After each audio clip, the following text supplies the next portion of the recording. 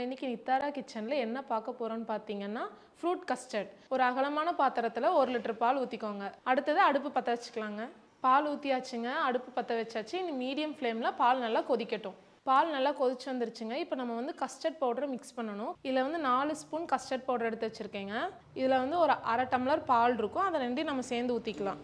பாலையும் பவுடரையும் நல்லா இந்த மாதிரி கட்டு இல்லாமல் நல்லா மிக்ஸ் பண்ணிக்கோங்க. பால் நல்லா கொதிச்சு வரும்போதுங்க நல்லா கலக்கிட்டே இருங்க. ஊற்றும் போது கலக்கிட்டே ஊற்றணும். இதில் முக்கியமாக வந்துங்க பால் வந்து தண்ணி இல்லாமல் எடுத்துக்கணும். அப்போ தான் நல்லா க்ரீமியாக நல்லா திக்காக வருங்க.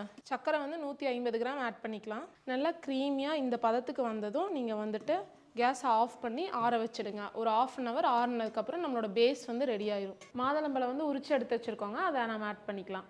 திராட்சை வந்து 100 கிராம் நம்ம கட் பண்ணி வச்சுருக்கோம், அந்த திராட்சை ஆட் பண்ணிக்கலாம். வாழைப்பழம் 3 கட் பண்ணி வச்சுருக்கோம், அதையும் ஆட் பண்ணிக்கலாம். ஒரு ஆப்பிள் ஃபுல்லாக ஆட் பண்ணிக்கலாங்க, சின்ன சின்னதாக கட் பண்ணது. நெக்ஸ்ட் வந்து முந்திரி பாதாம் ஆட் பண்ணிக்கலாங்க. நல்லா ஆட் பண்ண ஃப்ரூட்ஸ் ஃபுல்லாக மிக்ஸ் பண்ணி விட்டுக்கோங்க.